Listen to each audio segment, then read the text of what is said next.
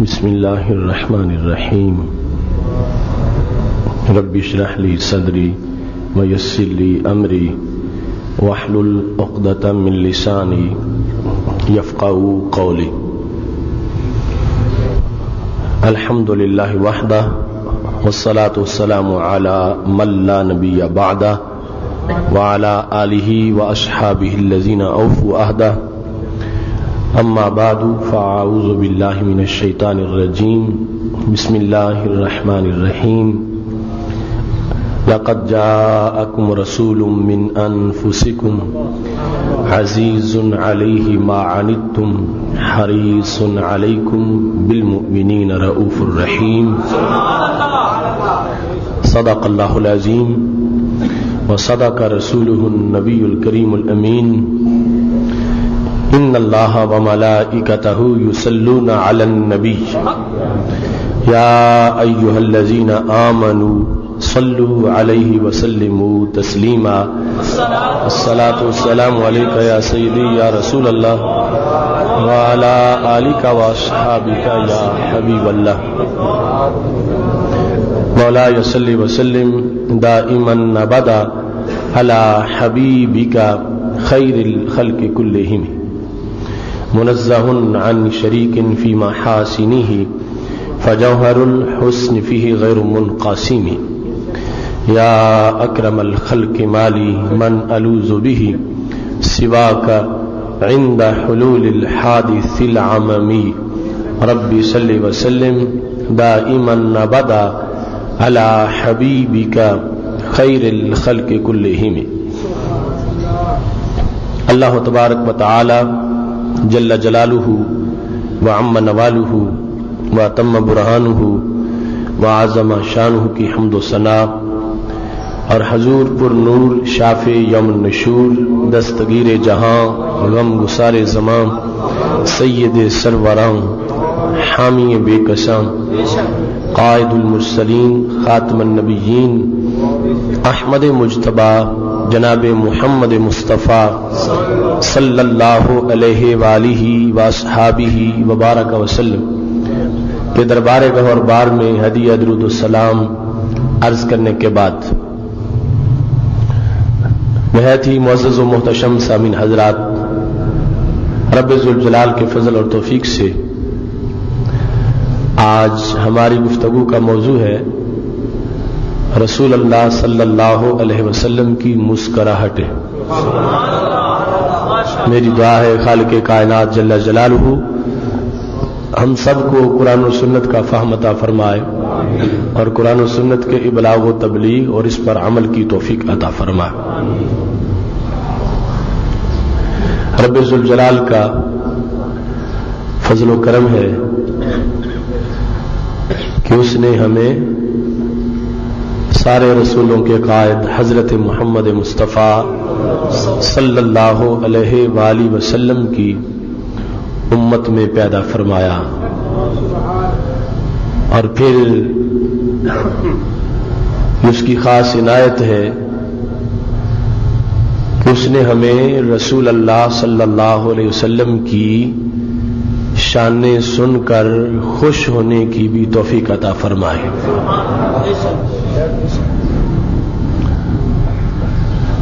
سید عالم نور مجسم شفیع معظم صلی اللہ علیہ وسلم کی ہر ادا رب ذوالجلال نے عظمتوں سے لبریز بنائی ہے. آج کا موضوع بڑا ہی درخشاں تابندہ اور اجالے بانٹنے والا موضوع ہے. تبسم تو کہیں بھی ہو اس میں ایک چاندنی اور چمک ہوتی ہے، لیکن وہ تبسم کہ گل قدس کی پتیوں سے جس کا ظہور ہو، اس تبسم کے اجالوں کا عالم کیا ہوگا.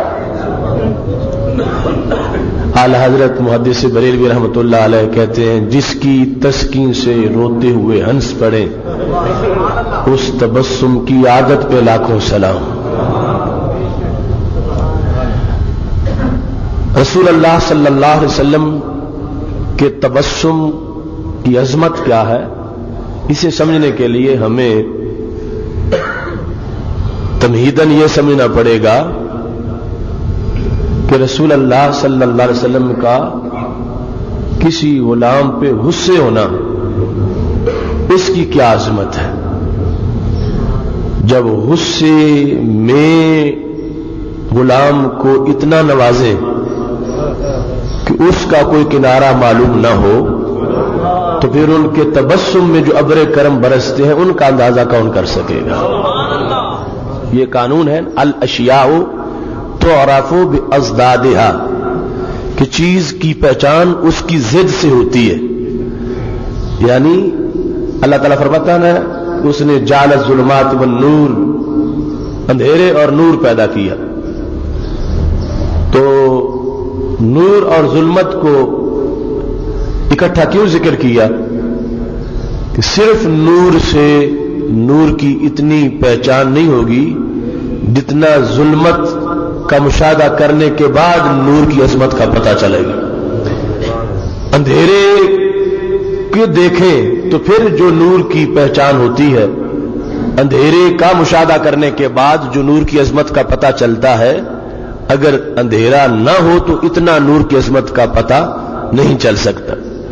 اس واسطے خالق کائنات نے مقابلے کی چیزیں قرآن مجید میں بیان کی تاکہ مقابل کو دیکھ کر اصل جس چیز کو بیان کرنا اس کی عظمت کا پتہ چل جائے.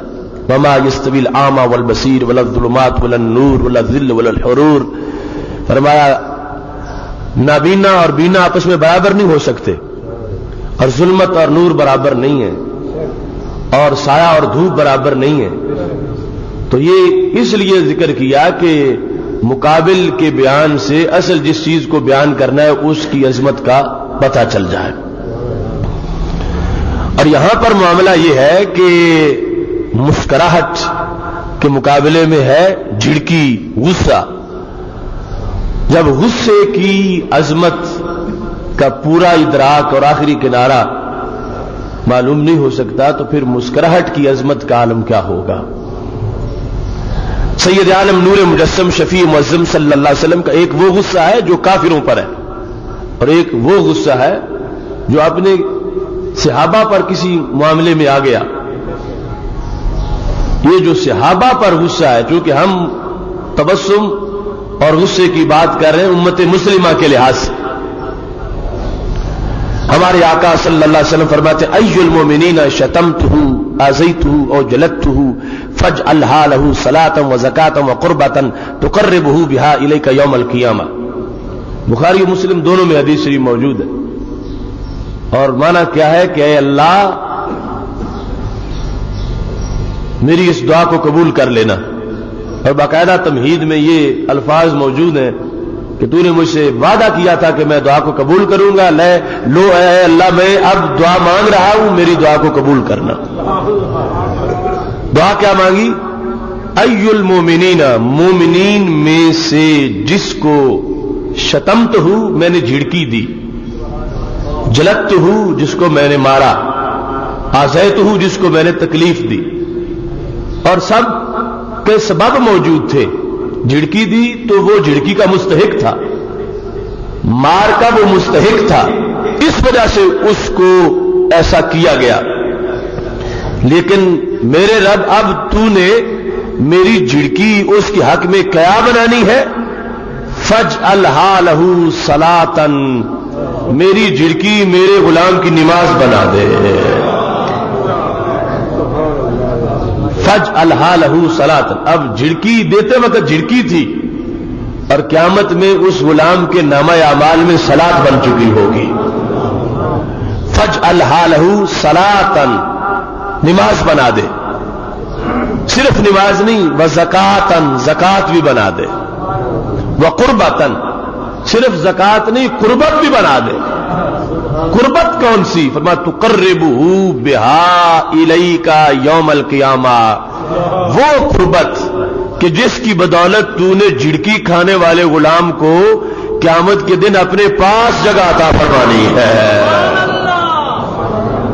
کوئی اندازہ کر سکتا ہے کہ اس جھڑکی میں برکت کتنی ہے، اس جھڑکی میں رحمت کتنی ہے، اس جھڑکی میں پیار کتنا ہے؟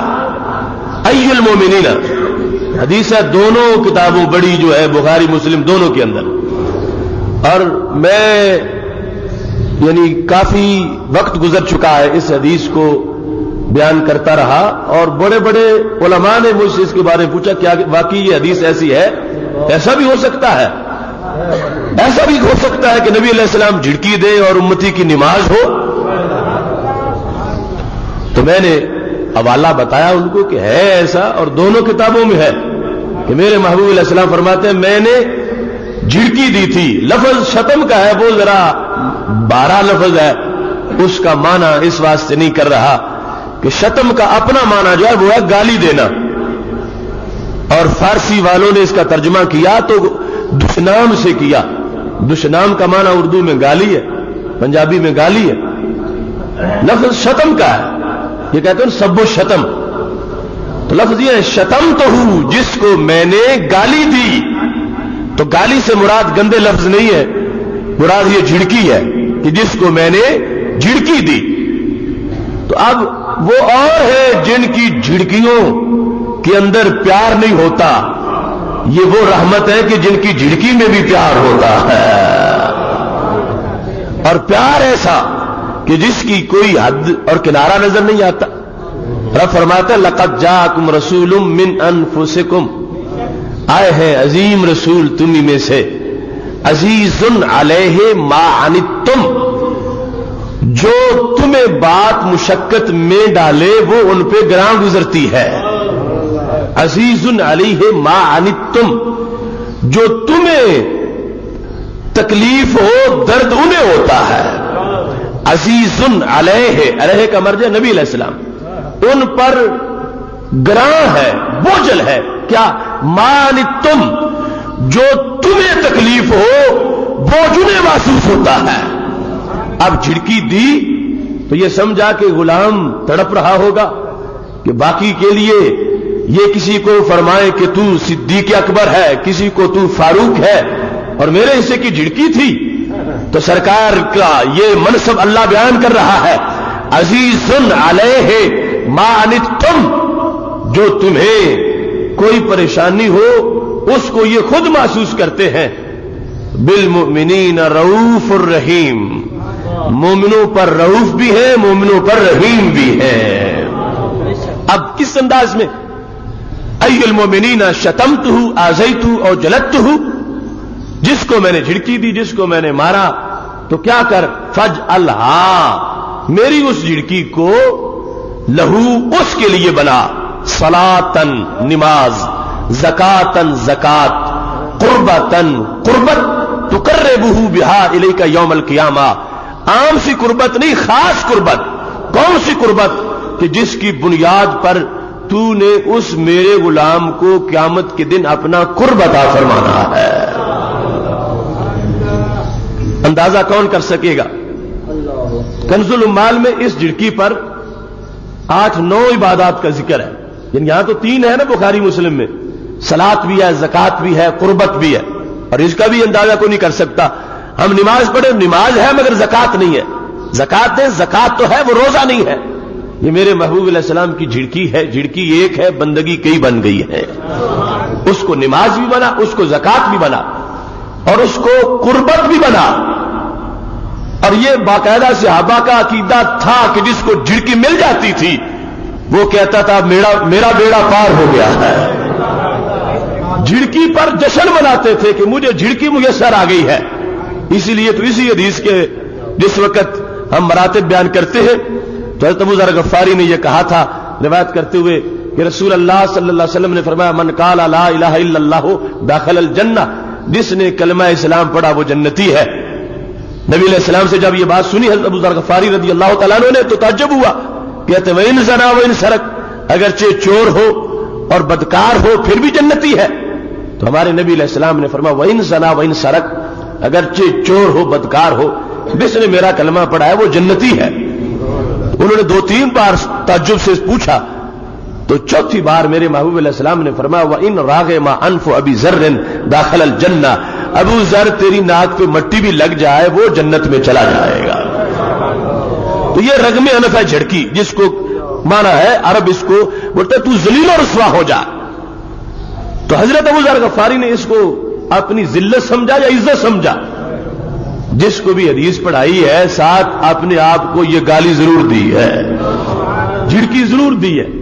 حضرت شیخ عبدالحق محدث دہلوی جو ہند میں سب سے بڑے محدث ہوئے ہیں اور ساری سندیں ان سے جا کے پھر نبی علیہ السلام کے دربار تک جاتی ہیں ہندوستان کے سارے علماء کی، وہ عبدالحق محدث دہلوی اشیاء اللمات کی شرح میں کہنے لگے کہ یہ حضرت ابو ذر غفاری عجیب انسان ہے کہ جب بھی حدیث بیان کرتے ہیں ساتھ اپنے آپ کو جھڑکی بھی دیتے ہیں۔ من قال لا الہ الا اللہ داخل الجنہ، آگے سارا قصہ لکھا ہوا ہے کہ میں نے پوچھا اگرچہ وہ زانی ہو بدکار ہو، سرکار نے فرمایا ہاں پھر بھی وہ جنتی ہے، تو پھر فرمایا اگرچہ تو ذلیل ہو جائے وہ پھر بھی جنتی ہے۔ تو حضرت شیخ کہتے ہیں انہوں نے یہ لفظ کیوں ساتھ ذکر کیے؟ یہی راوی ہے، اگر یہ کسی کو نہ بتاتے تو آج امت کو پتہ نہ چلتا، ساری امت کو کروڑوں لوگوں تک بات پہنچی کہ حضرت ابو ذر غفاری کو نبی علیہ السلام نے فرمایا تھا تو ذلیل ہو جائے۔ تو انہوں نے یہ ذکر کیوں کیا؟ تو کہتے ہیں ذکر اس لیے کیا داد دشنا مرا آ محبوب جانے یک شبے عمرم بگزشت ہنوزم لذتیں در دلس، کہ ان کا عقیدہ ہے کہ یہ گالی نہیں، یہ تو پھولوں کی ڈالی ہے۔ کہ محبوب نے مجھے ایک رات گالی دی تھی، جھڑکی دی تھی، عمر گزر گئی ہے، آج تک اس کی لذت دل سے ختم ہی نہیں ہوئی۔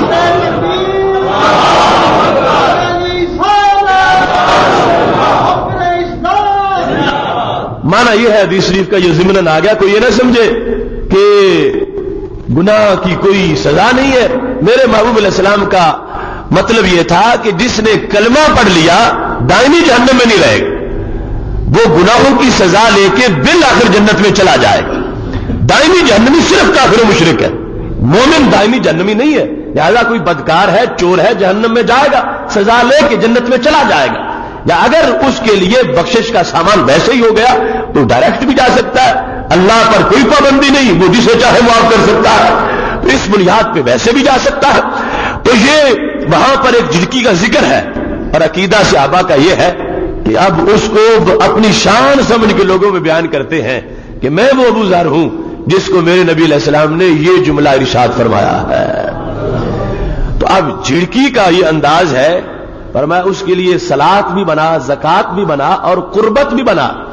قربت کیا؟ تقربہ بہا الیک یوم القیامہ، میرے اللہ تو نے اور کسی وجہ سے نہیں، اس جھڑکی کی وجہ سے جو میں نے اس کو دی ہے، اس کے عوض میں تو نے میرے اس امتی کو قیامت کے دن اپنے کا پاس جگہ عطا فرمانی ہے۔ تقربہ بہا، اس جھڑکی کے سبب، اس جھڑکی کے صدقے، بہا اس جھڑکی کی وجہ سے تو نے اس امتی کو قیامت کے دن اپنے نور کے سائبان کے نیچے نور کے ممبر پہ جگہ عطا فرمانی ہے۔ حشر کے میدان میں جب بڑے بڑے تاجوروں کے تاج اچھل چکے ہوں گے اور کسی کا کوئی پروٹوکول نہیں ہوگا اور یہ جھڑکی والا نور کے ممبر پہ بیٹھا ہوگا اللہ کے دربار میں، تو پھر پتا چلے گا جن کی جھڑکی میں اتنا کرم ہے ان کے تبسم میں کتنا کرم ہوگا۔ جھڑکی اتنی بڑی اس کے اندر عظمت ہے کہ جس کو جھڑکی مل گئی فَاجْعَلْهَا لَهُ صَلَاةً وَزَكَاةً وَقُرْبًا تُقَرِّبُهُ بِهَا إِلَيْكَ يَوْمَ الْقِيَامَةِ، اس کی وجہ سے، جھڑکی کی وجہ سے اے اللہ تو نے اس کو عظمت دینی ہے اور اس کو اپنے سایہ رحمت میں جگہ عطا فرمانی ہے۔ پھر دوسری بات یہ بھی بڑی ضروری ہے، تبسم اور مسکراہٹ، ہنسی، اس کا یہ بیان کرنے کا مقصد یہ بھی ہے کہ جو ہمسری اور برابری کے دعوے دار ہیں یا جن کی تبلیغ کا انداز یہ ہے کہ ہر بات میں کہتے صرف وحی کا فرق تھا باقی کوئی فرق نہیں تھا، تو ہم یہ بیان کرنا چاہتے ہیں ہر ادا میں فرق تھا، जिनके होंठों के तबस्सुम का मुकाबला कोई ना कर सके, उनके होंठों की अजमत का मुकाबला कौन कर सकेगा? जिनकी झिड़की जैसी किसी की झिड़की ना हो और जिनके तबस्सुम जैसा किसी का तबस्सुम ना हो, तो फिर मानना पड़ेगा उनके वजूद जैसा किसी का वजूद नहीं है। इस बात को उजागर करना जरूरी है। सैयद आलम नूर मुजस्सम शफी मुअज्जम सल्लल्लाहु अलैहि वसल्लम के होंठों पे तबस्सुम के पीछे असबाब क्या है? एक शख्स दूसरे से मिलता है तो कहते हैं दोनों की मुलाकात हुई और आपस में मुस्कुराहटों का तबादला हुआ। ये दो इंसान आपस में मिल रहे हैं, लेकिन मेरे महबूब अलैहिस्सलातु वस्सलाम के तबस्सुम की इनफरादियत यह है कि यहां सिर्फ इंसानों से मुस्कुराहटों का तबादला नहीं होता, यहां रहमान से भी मुस्कुराहटों का तबादला होता है। रहमान से मुस्कुराहट का तबादला, यह इनफरादियत है। सैयद आलम नूर मुजस्सम शफी मुअज्जम सल्लल्लाहु अलैहि वसल्लम मुस्कुराए हैं। सहाबा ने पूछ लिया, या रसूल अल्लाह मुस्कुराए तो हो मगर कोई वजह नजर नहीं आ रही। और मैं अगर तुम्हारे साथ ही अटैच हूं तो फिर यहां की वजह हो, और मेरी हैसियत तो यह है इधर मखलूक में शागिल उधर अल्लाह से वासिल, खवास इस बरज़ख़े कुबरा में है हरफे मुशद्दद का। फरमाया तुम अपने माहौल में तबस्सुम की वजह ना ढूंढो, मैं इसलिए मुस्कुराया हूं कि मेरा रब मुस्कुराया है।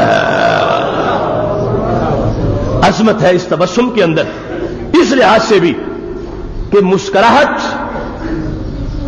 और दूसरी जिहत खौफ वाली।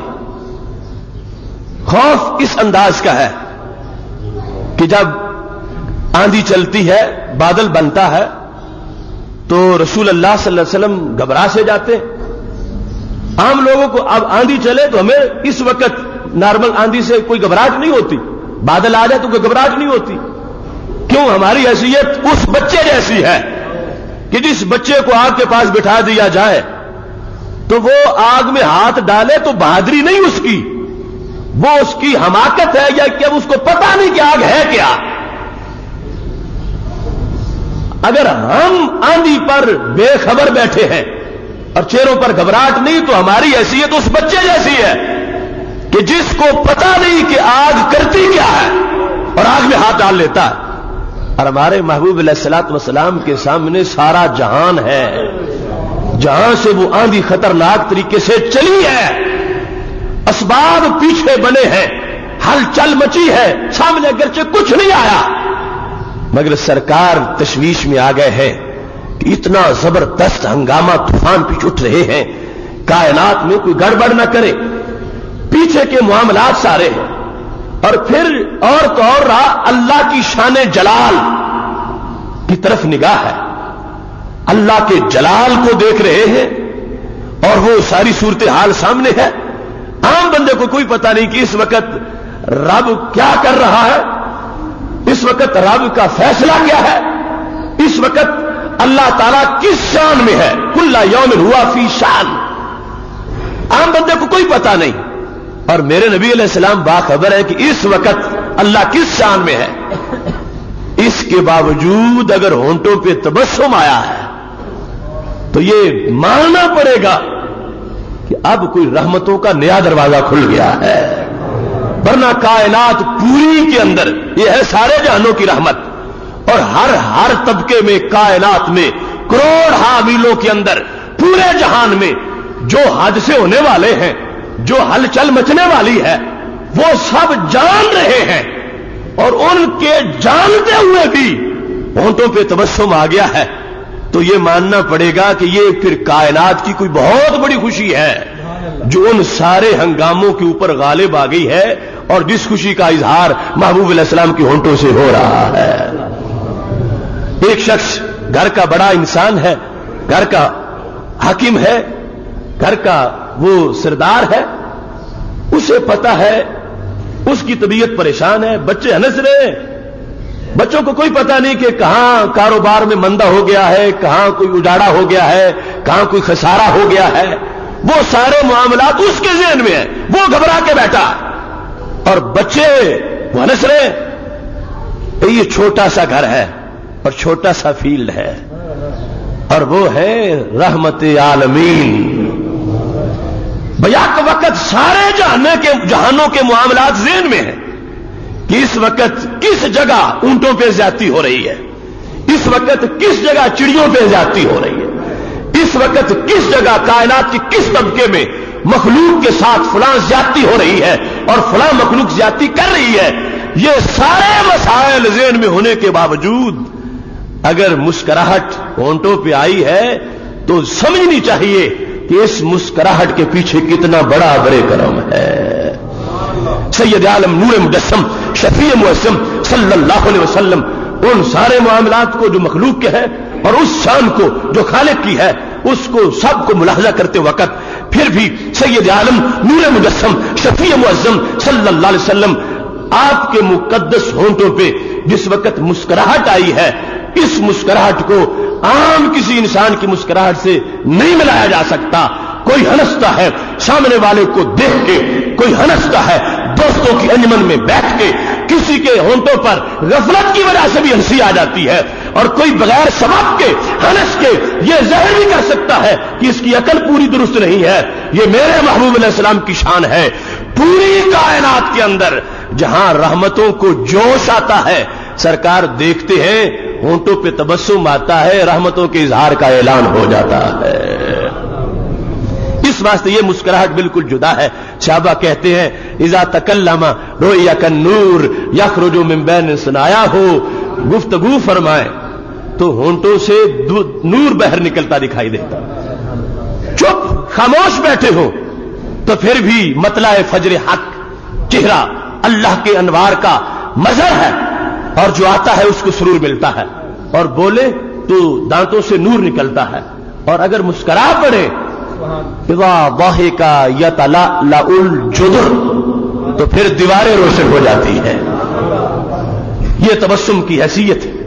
سید عالم نور مجسم شفیع معظم صلی اللہ علیہ وسلم کا یہ تبسم کا منفرد انداز کہ اتنے معاملات کو ہینڈل کرتے ہوئے، ساری کائنات کے معاملات کو پیش نظر رکھتے ہوئے پھر بھی تبسم ہے، تو وہ تبسم معمولی بات پر نہیں، یقیناً بہت بڑی بات ہے کہ جس کی وجہ سے ہمارے محبوب علیہ السلام کے ہونٹوں پہ تبسم آ گیا ہے۔ حضرت ام حرام بنت ملحان رضی اللہ تعالی عنہا ہمارے نبی علیہ الصلوۃ والسلام کی رضائی خالہ، بخاری شریف میں 2-3 مقامات پر یہ حدیث شریف آئی ہے۔ ہمارے محبوب علیہ السلام ان کے گھر قیلولہ فرماتے تھے کبھی کبھی، یعنی دوپہر کا چند گھڑیوں کا آرام۔ تو حضرت ام حرام بنت ملحان کہتی ہے کہ ہمارے آقا صلی اللہ علیہ وسلم قیلولہ فرما رہے تھے، جس وقت بیدار ہوئے ہیں، جسے آنکھیں بند تھیں دل تو ویسے بھی جاگتا رہتا، جس وقت بیدار ہوئے ہیں تو مسکرائے۔ حضرت ام حرام نے پوچھا یا رسول اللہ صلی اللہ علیہ وسلم گھر میں کوئی دوسرا بندہ ہے ہی نہیں، مسکراہٹ کا سبب کیا؟ کہ کوئی ایسی چیز نہیں کہ جسے دیکھ کے مسکرایا جا، کوئی ایسا اور انسان نہیں جس سے گفتگو کرتے وقت آپ مسکرا رہے، میں ہی ہوں، اور ایسا کوئی سبب نظر نہیں آ رہا کہ جس پر مسکرایا جائے، تو آپ کس وجہ سے مسکرائے؟ یعنی یہ ہے کہ عظمت کوئی ضرور ہے۔ تو ہمارے آقا صلی اللہ علیہ وسلم نے فرمایا ہاں اس لیے مسکرایا ہوں، دیکھو کہاں تار جڑی ہوئی ہے، کہاں کا معاملہ چھڑا ہوا ہے، اور جو سارے جہانوں کے لیے رحمت بن کے آئے ہیں وہ ساری سلطنت کے اندر کیا کیا دیکھ رہے ہیں اور کس پر مسکرا رہے ہیں۔ کسی کی ہنسی کا دائرہ گھر تک ہے، کسی کی ہنسی کا دائرہ چند زوات تک ہے، ان کی مسکراہٹ کا دائرہ پوری کائنات تک ہے۔ فرما ناس من امتی راکبوا سبع جہاز البحر غزاة فی سبیل اللہ ملوکا علی الاسرا۔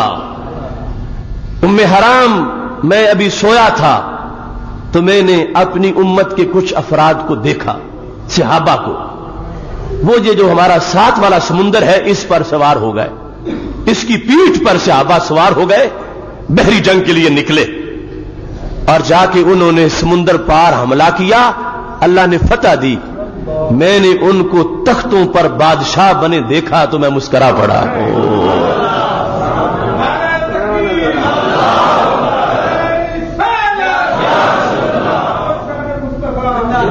اب دیکھو مسکراہٹ کے ساتھ بھی مقابلہ کسی کا نہیں.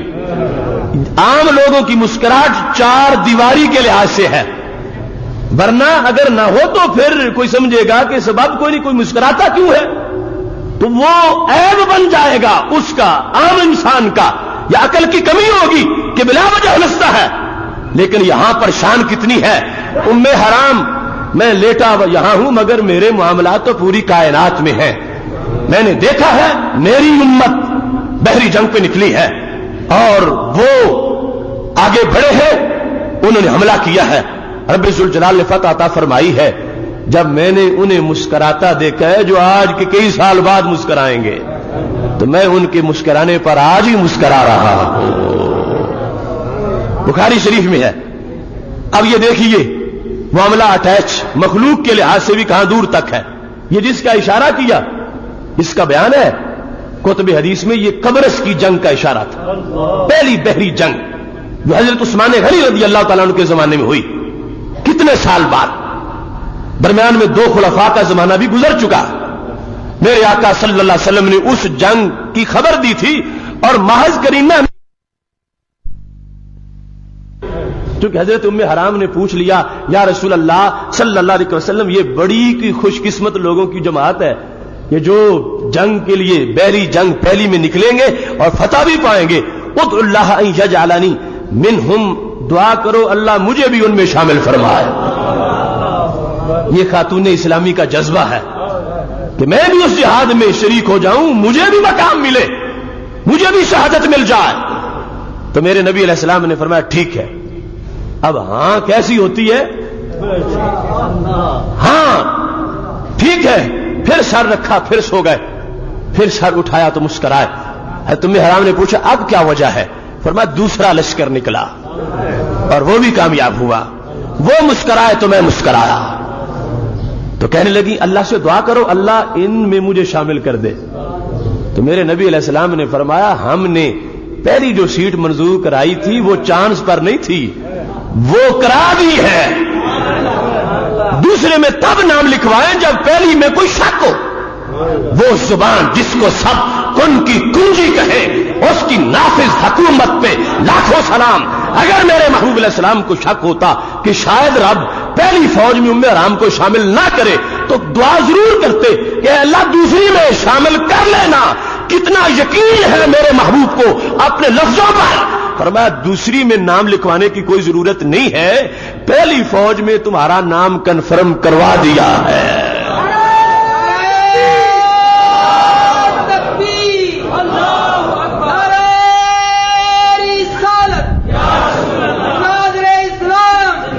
یعنی یہ بخاری شریف کے اندر اس قدر یعنی دعا کی حیثیت ہے.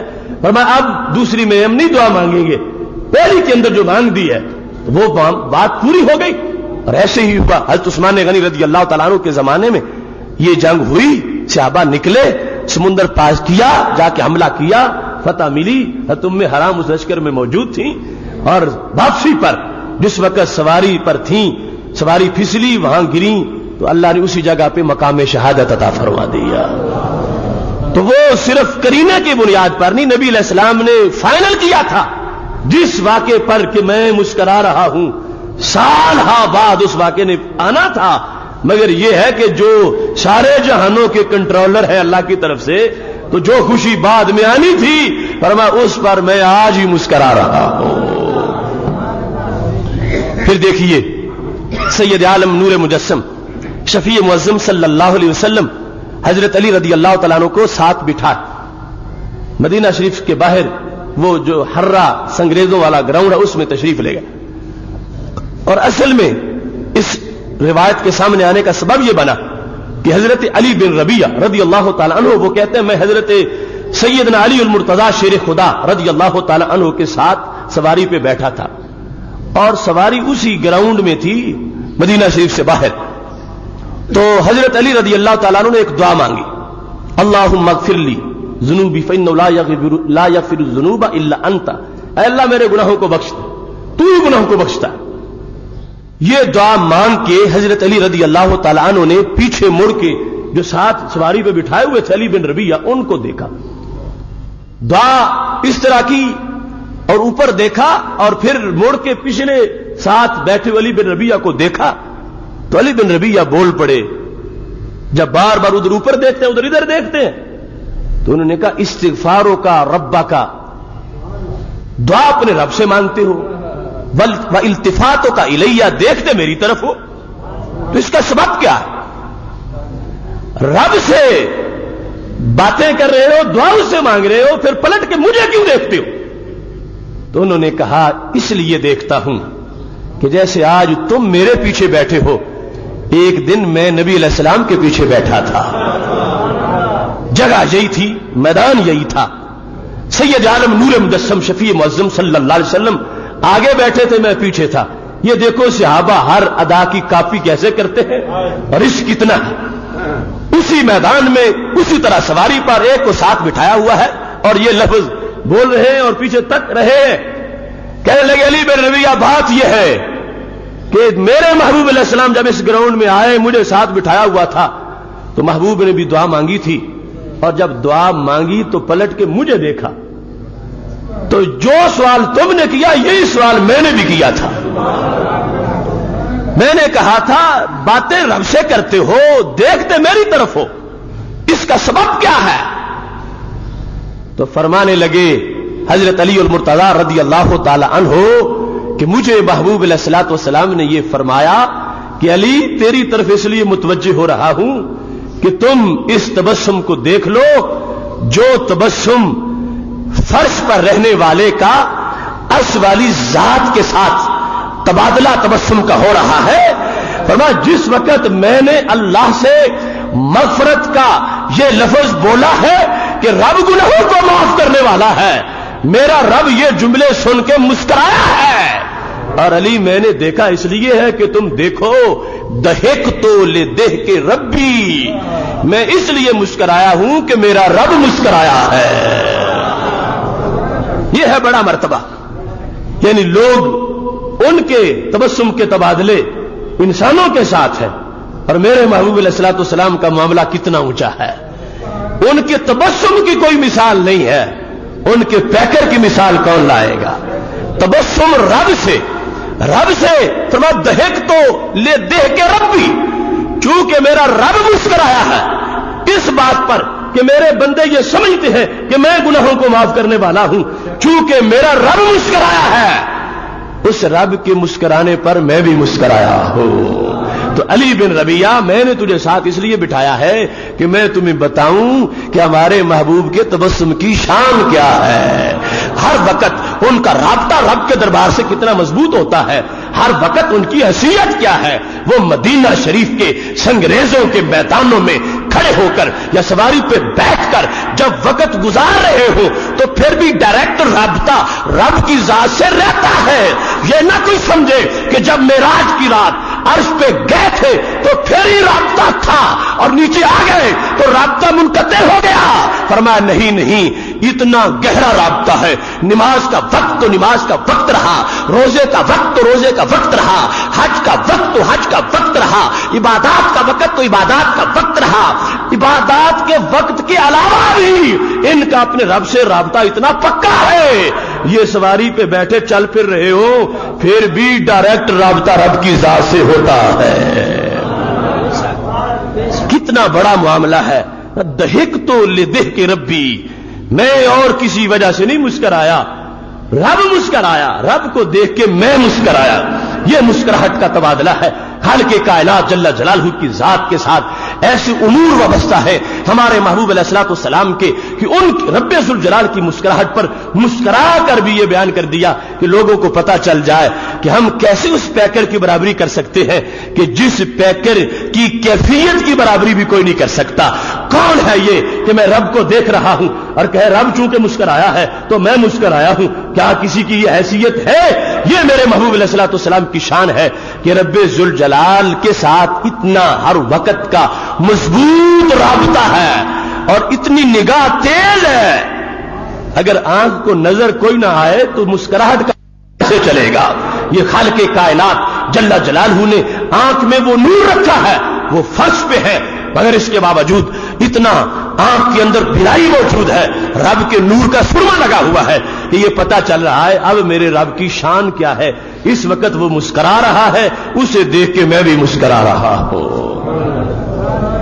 مستدرک للحاکم کے اندر یہ حدیث شریف موجود ہے کہ سید عالم نور مجسم شفیع معظم صلی اللہ علیہ وسلم کا وہ انداز کہ جس کے بیان کے لیے بھی گھنٹوں نہیں دن درکار ہے کہ ہمارے محبوب علیہ الصلوۃ والسلام تشریف فرما ہے، صحابہ کا اجتماع اور مسکرا پڑے۔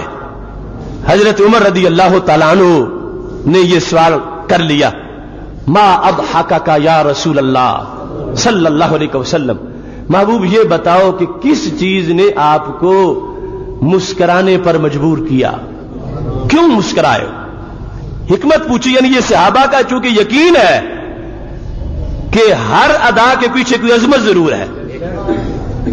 اگر صحابہ اپنے جیسا سمجھتے ہوتے تو کہتے کہ مسکراہٹ ہوتی رہتی ہے، اب ہر چیز ہم پوچھیں، لیکن صحابہ کا یقین ہے کہ یہاں کی کوئی ادا بھی حکمت سے خالی نہیں، اگر محبوب مسکرائے ہیں تو یقیناً کوئی حکمت موجود ہے۔ سید عالم نور مجسم شفیع معظم صلی اللہ علیہ وسلم نے جس وقت یہ سنا، فرمایا میرے صحابہ وجہ یہ ہے کہ اب یہاں بیٹھے ہوئے اس وقت میں نے میدان محشر کو دیکھا ہے، یعنی یہ وہ ہے نا انداز کہ سارے جہانوں کی رحمت ہے تو حشر کی بھی رحمت ہے، دوسرے لوگ حشر میں جائیں گے تو حشر دیکھیں گے، اب سرکار صحابہ کے سامنے بیٹھے ہیں، حشر کو یوں دیکھا ہے کہ حشر کے معاملات پر تبصرہ بھی فرما رہے ہیں اور ڈائریکٹ کمنٹری کر رہے ہیں اور تبسم بھی فرما رہے ہیں۔ ایسی آنکھ کے بارے میں کوئی کہہ سکتا ہے کہ میں اس سے چھپ جاؤں کہ جو چیزیں ابھی بنی نہیں اس آنکھ نے وہ بھی دیکھ کے بتائی ہے، حشر تو ابھی آیا نہیں، تو سرکار نے جو کچھ حشر میں ہونے والا ہے ہو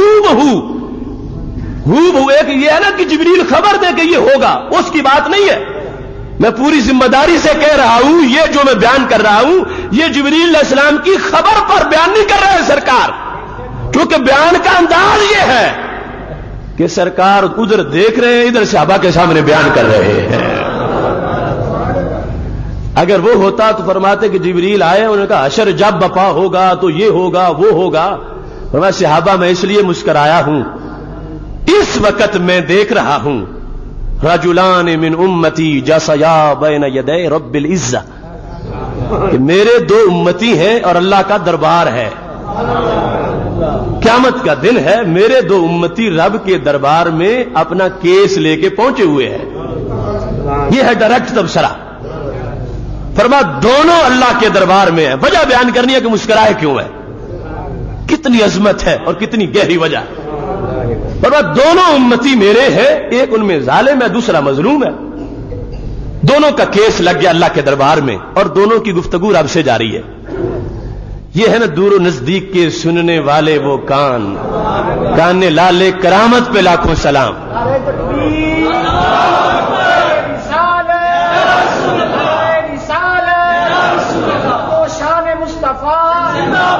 یعنی ابھی وہ گفتگو کرنے والے گفتگو کریں گے، لیکن جب وہ کریں گے وہ سارا منظر اللہ نے سامنے کر دیا ہے، فرمایا وہ رب کے سامنے موجود ہے اس وقت اور رب ان کی باتیں سن رہا ہے۔ مظلوم نے کہا ہے اللہ اس ظالم سے آج بدلہ لے، دنیا میں تو مجھے بدلہ نہیں دیا کسی حکمران نے، آج اس ظالم سے مجھے بدلہ لے کر دے۔ اور بدلے کا انداز کیا ہے کہ وہ یہ چاہتا ہے کہ اے اللہ اس کی نیکیاں مجھے دے دے، میں یہ بدلہ چاہتا ہوں۔ یعنی اس دن بندے کو جس طرح آج ہے کہ میرا بینک بیلنس بڑھے، اس کو یہ ہے کہ میری نیکیوں کا بیلنس بڑھ جائے، اے اللہ اس کی نیکیاں مجھے دے، جو کچھ اس نے میرے ساتھ کیا وہ تو ہو گیا، آج میں اس کو مروانا نہیں چاہتا، آج اس کی نیکیاں مجھے دے دے۔ تو صورتحال کیا ہے؟ اللہ تعالیٰ فرما رہا ہے کہ اس کی نیکیاں تو جو تھیں ختم ہو گئی ہیں، کیونکہ اور بھی مظلوم تھے تو وہ نیکیاں اس کی لے جا چکے ہیں، ظلم کے بدلے میں اس کے پلے اب کوئی نیکی نہیں ہے۔ تو نبی علیہ السلام فرماتے ہیں وہ میرا امتی کہتا ہے اے اللہ ٹھیک ہے نیکیاں نہیں تو میرے گناہ تو ہے نا، میرے گناہ اس کے پلڑے میں ڈال۔ کتنا متبادل اس نے سوچا ہوا، اس کی نیکیاں نہیں رہی تو میرے گناہ تو ہیں، تو مجھے پھر بھی فائدہ ہو جائے گا، بلکہ زیادہ ہوگا، میرے گناہ جھڑ جائیں گے تو میرے گناہ اس کے پلڑے میں ڈال جو اس نے مجھ پہ ظلم کیا تھا۔ اب ایسا ہوگا واقعی قیامت میں، دوسری حدیث میں موجود ہے کہ گناہ بھی مظلوم کے ظالم کے پلڑے میں ڈال دیے جائیں گے، مگر اللہ کی اپنی مرضی ہے، اس ظالم کو رب بخشنا چاہتا ہے۔ اور آپ جانتے ہیں کہ حقوق العباد تو حقوق العباد ہوتے ہیں، اور جب تک کوئی بخشے نہیں اللہ بھی نہیں بخشتا۔ ہے ظالم، رب اس کو معاف کرنا چاہتا ہے، یہ رب کی مرضی ہے، اس پر کوئی پابندی نہیں ہے کہ تو نے معاف نہیں کسی کو کرنا۔ کچھ لوگوں کو معاذ اللہ رب کے بارے میں بھی خدشہ ہے، وہ کہتے ہیں کہ ایسے ہر ایک کو معاف کرتا جائے گا، تو رب پر کوئی پابندی نہیں ہے، وہ چاہے لاکھوں کو معاف کرے، چاہے کروڑوں کو معاف کرے، چاہے وہ صغیرہ والوں کو معاف کرے، چاہے وہ کبیرہ والوں کو معاف کرے۔ اب رب کی مرضی ہے کہ میں نے اس ظالم کو معاف کرنا ہے، لیکن اس کا عدل ہے کہ اس نے خود نہیں معاف کرنا، کروانا اسی سے ہے۔ اب جس وقت اس نے کہا کہ اے اللہ میرے گناہ اس کے پلڑے میں ڈال دے، اب رب ظالم کو بخشنا چاہتا ہے تو اس کے گناہ اس کے پلڑے میں نہیں ڈالنا چاہتا، ظالم کے پلڑے میں نہیں ڈالنا چاہتا، تو رب ذوالجلال نے سامنے سے پردہ ہٹا دیا، حشر میں کھڑا ہے نا، تو اللہ تعالیٰ نے فرمایا دیکھ یہ سامنے تجھے کیا نظر آتا ہے؟ تو اس نے کہا قصورم من ذہب، سونے کے مدائن من الذہب، پہلا جملہ یہ کہ سونے کے شہر نظر آ رہے ہیں، پھر آگے چاندی کے محلات نظر آ رہے ہیں، ہیرے جوہر لگے ہوئے ہیں۔ اب جس وقت اس نے نظارہ دیکھ لیا اب وہ اپنے کیس بھول گیا، اب پوچھتا ہے لئی نبی ھذا ولی صدیق ھذا ولی شہید ھذا، اے اللہ اتنی بڑی جنت اور اتنی خوبصورت اور اتنی قیمتی نفیس یہ تعارف تو کروا، یہ کس نبی کی ہے، یہ کس صدیق کی ہے، یہ کس شہید کی ہے؟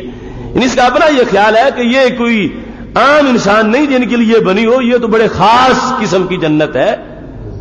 تو اللہ تعالیٰ سے جب یہ پوچھتا ہے تو خالق کائنات آگے کہتا ہے کہ یہ ابھی ریزرو نہیں ہے، نبیوں کی جنتیں علیحدہ ہیں، صدیقوں کی بھی اور ہیں، شہیدوں کی بھی اور ہیں، یہ ابھی کسی کے نام نہیں لگیں۔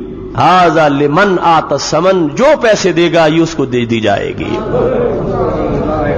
اب یہ حشر کو گفتگو نہیں ہے اور ہمارے نبی علیہ السلام کے سامنے ہے، اب دیکھ رہے ہیں، کیونکہ وجہ بیان کرنی ہے کہ میں مسکرایا اب کیوں ہوں، کیونکہ مسکراہٹ حشر کی نہیں، مسکراہٹ اس وقت ہے، اب کیوں مسکرایا ہوں؟ جس وقت رب ذوالجلال نے یہ سامنے کیا اب یہ انسان اس کو دیکھ رہا ہے، اور اللہ تعالیٰ نے یہ بھی فرما دیا کہ یہ تو کسی کے نام ابھی تک نہیں لگائی گئی، ابھی لگائی جائے گی، مگر اس کے نام لگائی جائے گی کہ جو اس کے پیسے ادا کرے گا۔ اب اس کو یہ سوچ آئے، اپنا کیس بھول چکا ہے کہ پیسے اس کے کیسے ہو سکتے ہیں، یعنی یہ تو حوصلہ ملا کہ ابھی تک نام نہیں کسی کی لگی، مگر یہ ہے کہ یہ تو ریٹ اس کا بڑا ہے، موضع صوت من الجنت خیر من الدنیا وما فیہا، یہ بھی ہمارے نبی علیہ السلام کا کرم ہے نا، ریٹ جنت کا بتا دیا، ایک گز کی جنت، گز مربع پوری دنیا سے زیادہ قیمتی ہے، پوری دنیا بیچ ڈالے تو گز مربع جنت بھی نہیں ملتی، یہ اس کی قیمت ہے، اور یہ تو شہر جنت کے ہیں، پھر محلات ان میں بنے ہوئے ہیں، اور جنت بھی خاص قسم کی جنتی سونے کی بنی ہوئی ہے۔ تو کہتا ہے اللہ میں یملک ھذا، اتنے پیسے کون سیٹھ دے سکتا؟ تو خالق کائنات نے فرمایا انت تملکہ، اتنے تو تیری جیب میں بھی موجود ہیں۔ نعرہ تکبیر، نعرہ رسالت، عظمت شان مصطفیٰ۔ اب یہ آپ نے ذہن میں رکھنا ہے کہ بات ہے مسجد نبی شریف میں بیٹھے ہوئے ہمارے نبی علیہ السلام کی، جو بات ادھر سے ہو رہی ہے ادھر بیان کر رہے ہیں، اور ہونی ہے معاشر کو، مگر حشر کا سب کچھ منظر سرکار کے سامنے رب نے پہلے کر دیا ہے، سرکار اس کو دیکھ رہے ہیں اور اس کو بیان کر رہے ہیں۔ اور جس وقت رب ذوالجلال نے یہ فرمایا نا، تو اب میرا امت اس وقت وہ بولا، اس نے کہا ہے اللہ میرے پلے تو کچھ بھی نہیں، تو اتنی بڑی قیمت میں کہاں سے لاؤں گا؟ تو خالق کائنات نے فرمایا تیرے پاس ہے بعفوک عن اخیک، یہ جس بھائی کو تو نے پکڑ رکھا ہے اور جس کو تو اپنے گناہ دینا چاہتا ہے، تو اس کو بخش دے، یہ جنت تجھے دے دی جائے گی۔ یہ نظام عدل ہے رب ذوالجلال کا، حقوق العباد بندہ خود ہی بخشے گا، مگر نہ بخش کے جائے گا کہاں اتنی بڑی جنت کو دیکھ کر؟ اب وہ تو بھول گیا ہے کہ میں نے اس کو مروا کے کیا کرنا ہے، میں نے اس کے ذمے گناہ ڈال کے کیا کرنا ہے. یہ تو پھر کوئی بات نہیں کہ اس کو بخشنے سے مجھے اتنی بڑی جنت مل جائے گی. تو فوراً کہتا افوت عنہ، اے اللہ میں دیر نہیں کرتا، میں نے ابھی بخش دیا اس کو. اب یہ صحابہ کے سامنے محبوب علیہ السلام بیٹھے، صحابہ کو نہیں پتا کہ ادھر کیا ہلچل مچی ہوئی ہے اور کیا کچھ ہو رہا ہے. یہ ہے کہ اسی محفل میں سرکار بیٹھے ہیں، مگر کہاں تک ان کی آنکھ جاتی ہے اور کہاں تک کان سنتے ہیں اور کہاں تک معاملات میں وہ بیک وقت ان کے براہ راست نگرانی میں کام ہو رہے ہیں اور دیکھ رہے ہیں کہ صحابہ کرام علیہم رضوان کو تعجب ہے کہ مسکرایا کیوں ہے، ہم میں سے کوئی مسکرایا نہیں، سبب کیا ہے؟ میرے محبوب علیہ السلام فرمانے لگے سبب یہ ہے کہ جب رب ذوالجلال نے یہ بتایا نا کہ تم معاف کرو گے تو تمہیں جنت مل جائے گی، اور اس نے کہا افوت عنہ، میں نے معاف کر دیا، تو اللہ تعالیٰ نے کیا فرمایا؟ خذ بیاد اخیک فادخلہ الجنہ، پھر اپنے بھائی کا ہاتھ پکڑ لے، ابھی جس کا گریبان پکڑا ہوا تھا اس کا ہاتھ پکڑ لے، دونوں جنت میں داخل ہو جاؤ.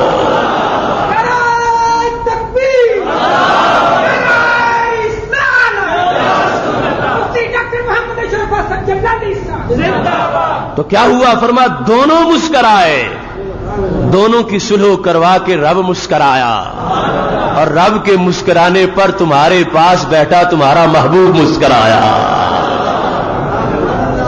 یہ رسول اللہ صلی اللہ علیہ وسلم کی مسکراہٹ ہے. ان کی مسکراہٹ کا مقابلہ کوئی نہیں کر سکتا. ایک مسکراہٹ، سبب پیچھے کیا نکلا؟ کتنا دور کا معاملہ ہے اور کتنے سربستہ راز ہے اور کتنی حکمتیں ایک مسکراہٹ کے اندر موجود ہے اور کتنی عظمتیں اور چمک ایک مسکراہٹ کے اندر موجود ہے. سید عالم نور مجسم شفیع معظم صلی اللہ علیہ وسلم نے اس انداز میں بیان کر کے قیامت تک کے لیے واضح کر دیا کہ کہاں تک رسائی ہے میری نگاہ کی، کہاں تک جو ہے براہ راست معاملات کو دیکھ رہا ہوں، اور کتنی بڑی ان کو رب ذوالجلال نے کتنا نالج دیا ہے، کتنا ادراک دیا ہے، اور اللہ کے دربار کے ساتھ رسائی کتنی ہے، کہاں تک پہنچ ہے، ان معاملات تک سوچ ہے. اتنی ساری سوچیں ذہن میں رکھتے ہوئے پھر محبوب مسکراتے ہیں تو پتہ چلتا ہے رب نے ان کی مسکراہٹ میں کتنے اجالے رکھے ہوئے ہیں. ایسے ہی ایک دن صحابہ کرام علیہم رضوان کہتے ہیں سید عالم نور مجسم شفیع معظم صلی اللہ علیہ وسلم نماز فجر کے بعد بیٹھ گئے اور کسی سے گفتگو نہیں کی، چپ تشریف فرمائے. ٹائم گزر گیا، چاشت کا وقت آ گیا، رسول اللہ صلی اللہ علیہ وسلم مسکرائے، اس کے بعد پھر چپ ہے، کسی سے گفتگو نہیں کی. نماز ظہر کا وقت آ گیا، ظہر کی اذان ہوئی، نماز پڑھا دی، اس کے بعد پھر چپ تشریف فرمائے، کسی سے بات نہیں کی. عصر کا وقت ہو گیا. سارے صحابہ حیران ہیں کہ آج عجیب انداز ہے کہ نہ کسی سے گفتگو ہو رہی ہے، نہ مجلس برخاست ہو رہی ہے، اور نہ ہماری طرف سرکار توجہ فرما رہے ہیں. یہ صحابہ پر تو ایسی گھڑیاں بڑی مشکل ہو جاتی تھی کہ ہم سب کچھ چھوڑ کے محبوب کو ہنستا مسکراتا دیکھنے کے لیے کہ سرکار ہم سے گفتگو کریں، ہمیں پڑھائیں، اس کے لیے آئے ہیں. سید عالم نور مجسم شفیع معظم صلی اللہ علیہ وسلم پتہ نہیں آج ہم سے ناراض ہو گئے ہیں کہ سرکار کسی سے بھی بات نہیں فرما رہے اور کسی کی طرف توجہ نہیں فرما رہے. عصر کی نماز کا وقت ہو گیا، عصر پڑھائی، پھر اسی طرح تشریف فرمائے. مغرب تک وہی خاموشی، مغرب کا وقت ہو گیا، مغرب پڑھا دی، پھر خاموش. عشاء کا وقت ہو گیا، عشاء بھی پڑھا دی. عشاء پڑھانے کے بعد جس وقت گھر تشریف لے جانے لگے تو اب صحابہ سے ضبط نہ ہو سکا کہ ہماری رات کیسے گزرے گی. سارا دن سید عالم نور مجسم شفیع معظم صلی اللہ علیہ وسلم کو دیکھتے دیکھتے ہمارا گزر گیا اور سرکار نے ہم سے گفتگو ہی نہیں کی، دیکھا ہی نہیں ہماری طرف. سب اس تشویش میں ہیں تو حضرت صدیق اکبر رضی اللہ تعالیٰ عنہ سے سب نے کہا آپ گفتگو کرو، اور کسی کی مجال کیا ہے، پوچھو یا رسول اللہ صلی اللہ علیہ وسلم معاملہ کیا ہے. اب مختلف قیاس آرائیاں تھیں. کوئی سوچ رہا تھا شاید مجھ سے کوئی ایسی غلطی کہیں ہو گئی ہے، دوسرا سوچ رہا تھا شاید مجھ سے کوئی ہو گئی ہے، یا کوئی معاملہ ایسا ہے کسی جنگ کے بارے میں سوچ رہے ہیں، یا کوئی اور بھی ایسی صورتحال ہے، سب پریشان ہیں۔ حضرت سیدنا صدیق اکبر رضی اللہ تعالی عنہ نے کہا یا رسول اللہ صلی اللہ علیہ وسلم، سارا دن یہاں بیٹھنا اور سارا دن خاموشی سے گزارنا اور سارا دن ہم سے گفتگو نہ کرنا، اس کا معاملہ کیا ہے؟ تو سید عالم نور مجسم شفیع معظم صلی اللہ علیہ وسلم نے یہاں پھر وہ بیان شروع کر دیا، اور اس حدیث میں چونکہ بہت طوالت ہے، بڑا لمبا بیان ہے، اب ہمارا ٹائم ختم ہو رہا ہے جمعے کا گفتگو کا۔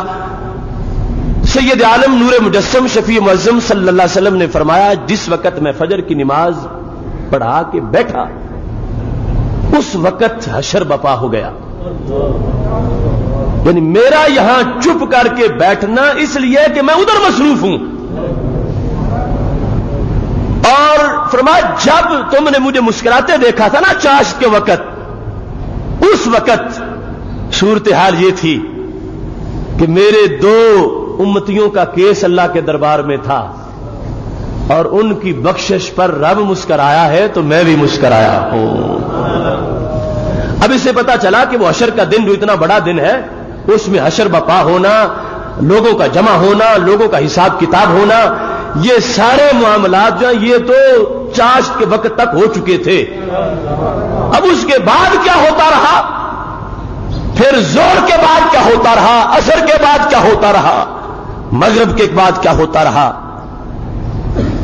سب کے حساب کتاب مکمل، جہنمیوں کا جہنم جانا، جنتیوں کا جنت جانا اور جنت میں جا کے آباد ہونا، اور پھر بالخصوص وہ مسکراہٹ کہ جس وقت رب ذوالجلال نے اہل جنت سے کہا اے جنت والو کیا کچھ اور چاہیے، تو جنت والوں نے کہا اے اللہ بہت کچھ مل گیا، اب تو اتنا ہم نے کبھی سوچا ہی نہیں تھا جتنا ہمیں دے دیا ہے تو نے، خیال تک نہیں آیا تھا کتنا تو دے گا۔ تو اللہ تعالیٰ نے فرمایا نہیں، میں نے جو وعدہ کیا تھا نا اس میں سے ابھی کچھ باقی ہے، میں نے وعدہ کیا تھا قرآن مجید میں للذین احسنوا الحسنى وزیادہ، کہ جنہوں نے نیکی کی ان کو دو چیزیں دوں گا، ایک حسنہ دوں گا اور ساتھ زیادہ دوں گا۔ فرمایا میرے بندو اب تک جو تمہیں ملا یہ حسنہ ہے اور زیادہ ابھی باقی ہے۔ زیادہ کیا ہے؟ اس کے ساتھ ہی لوگوں کی آنکھوں سے حجاب اٹھ جائے گا اور وہ اپنے رب کا دیدار کر رہے ہوں گے۔ وہ منظر، یہ سب کچھ سید عالم نور مجسم شفیع معظم صلی اللہ علیہ وسلم نے ایک دن ادھر کا دفتر بند کیا ہوا ہے، سارے ارد گرد بیٹھے سوچ رہے ہیں، آج ادھر کا دفتر لگا ہوا تھا، سب کچھ وہاں کا بیان ہو رہا تھا اور تبسم بھی اسی انداز میں تھا۔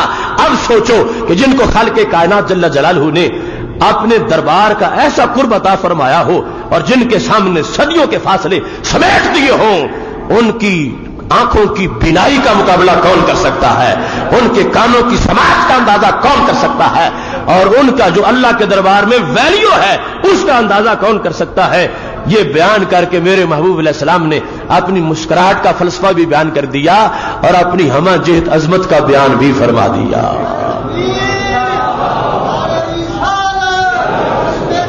حضرات، اللہ تبارک و تعالی ہمیں ان عظمتوں کو اجاگر کرنے کی توفیق عطا فرمائے۔ یہ ضرورت ہے اس ماحول کے اندر کہ جس میں برابری کی جا رہی ہے اور صرف ایک وحج کا فرق سائیڈ پہ کر کے باقی کا میں ان فرق کوئی نہیں، ایک جیسے ہے۔ یہ بات بڑی ضروری ہے کہ ہر جہت مسکراہٹ اور غصہ ان میں کوئی مثال نہیں ہے، پیکر میں مثال کو کیسے ہوگا۔ انشاءاللہ آئندہ جمعۃ المبارک بڑا اہم موضوع ہے درود شریف کے فوائد، وقت پہ تشریف لائیں اور سماعت کریں۔ وآخر دعوانا الحمدللہ رب العالمین۔